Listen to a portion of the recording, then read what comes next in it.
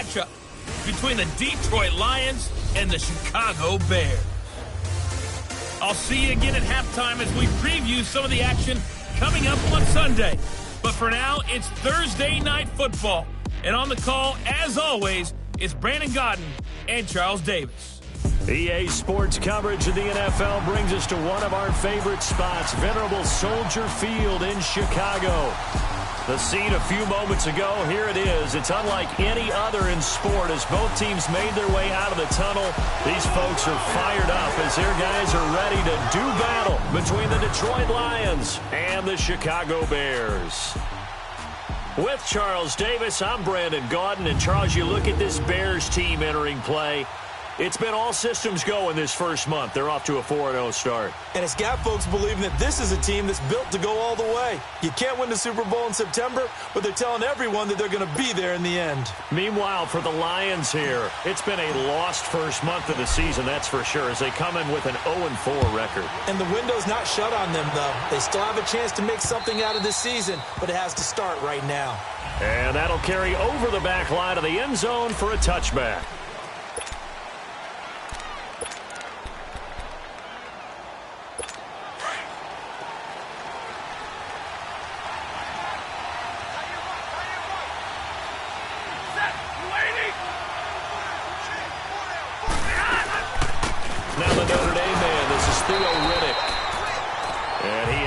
At the line of scrimmage, and he goes down right there. No gain on the play there, second down. And we look now at the Lions offense. Amir Abdullah has the ability to power the Detroit running game. Strong and compact. He's quick to and through holes and has the speed to go a long way once he hits the secondary. And in addition, can catch the ball well out of the backfield. Here's Stafford now on second down. Completing it here to Marvin Jones. And he's taken down, but able to slip across the 35. Stafford to Jones, enough for a Lion first down. They've got good playmakers on the offensive side of the ball. I don't know what happened last week to really hurt their performance and hold down their production, but I would dare say that this week in practice, there's a lot of talk about how they're going to increase their proficiency. And that was a good start getting the playmakers involved. You mentioned that to me pregame. That's what they did there. Yeah, I think a lot of people think the coaching staff really gets on them, and that's how they motivate them. Most of these guys are self-motivated. They have a lot of pride in their performance. You see what Riddick was able to do in last week's ball game. 12 carries, 61 yards. And now that he's playing a Thursday night game, short week, you know he spent a lot of time in the trainer's room in the cold tub trying to get his legs back for this game. Throwing is Stafford. And he'll be hit as he releases it, and that'll fall incomplete. Pressure, and that's certainly going to be a key to this game going forward. And that time, they were able to get in there and influence the throw. And remember, quarterbacks got to get rid of it. They don't have the Tucker rule that they can fall back on anymore.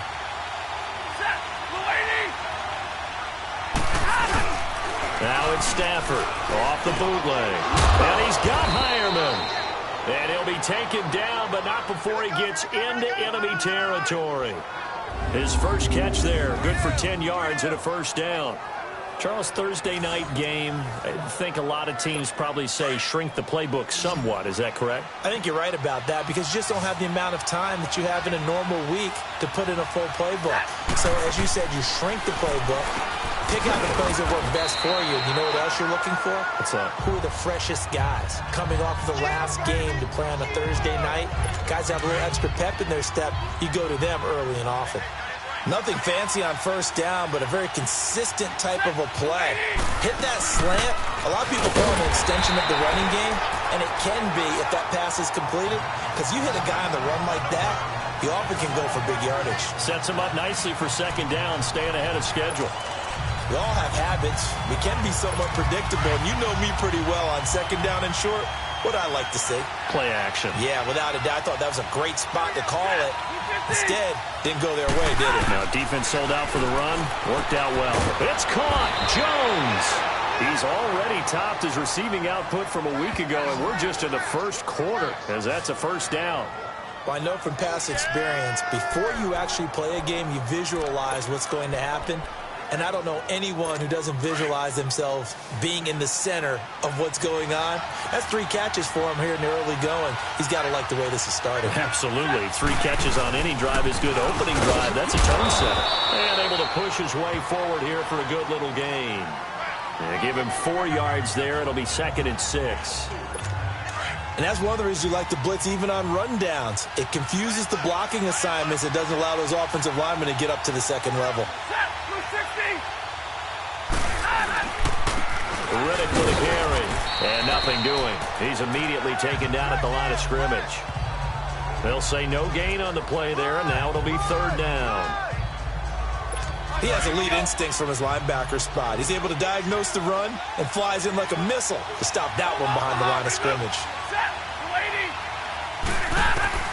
From the gun on 3rd down, Stafford. A hit as he throws there, incomplete. Not only was the call spot on, how about the execution of that defense right there? The zone was absolutely locked up tight. He was trying to force it in there on 3rd down. But if there's a time to force it, he felt like he needed to make a play, right? Yeah, exactly right. 3rd down, you got to try and find something. There's nothing available there for him. A dozen plays on that drive that ends with the field goal. Let's go ahead and break out some of the old chestnuts here, right, partner? Keep the ball in front, rally to it, and make the tackle, right? No big plays given up, no balls over your head. Bend, don't break. Hold on. Chestnuts? Come on. What does that mean, break out? That just because you break chestnuts? I'm not sure about that, but I'm just going with why they said that. I have no idea.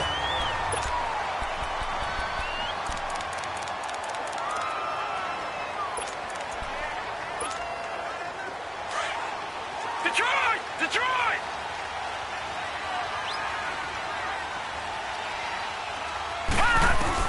Now Rosen on 1st down. Ebron with it over the middle. And he'll be brought down right at the 30 here. That throw good for 4. It's 2nd down. One thing you're hoping for when you run drag routes, you're able to hit a receiver in stride, and he can pick up a lot of yardage after the catch. But in this situation, the defense was effective, able to stop him before he could get a good head of steam going. Ebron's got it. And he'll get it up near the 35, right at the 34 here. Only 3 yards on the catch. It's 3rd down. Rosen to throw on 3rd down. And he connects with Ebron. And he's got the first before he's brought down at the 39-yard line. 5 yards is the pickup there as that extends this drive. That throw's not going to get them a whole lot, but that really didn't matter, did it? They got what they needed on that throw. Picked up the 1st down, and I'm going cliche here. Game of inches, partner. Absolutely. Well, and you talked to me a lot about opening drives, how key those are to set the tone. You kept the drive alive. 3rd down conversion here is big. Oh, he's got a man wide open, complete.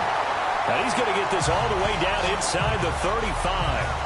He got 29 yards that time.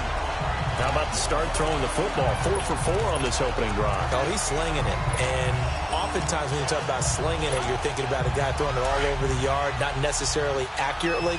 In this case, though, he's honing in on his targets, and he's delivering. Yeah, the opening script, however, they drew it up for this first drive, going to plan so far. Works his way inside the 30 on a pickup of 4.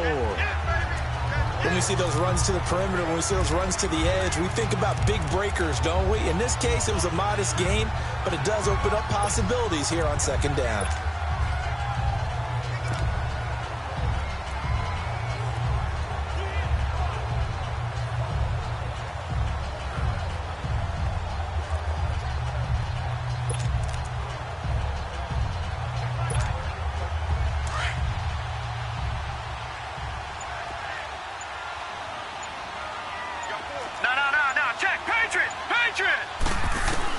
Now Rosen to throw on 2nd down. And he hits his tight end, Ebron.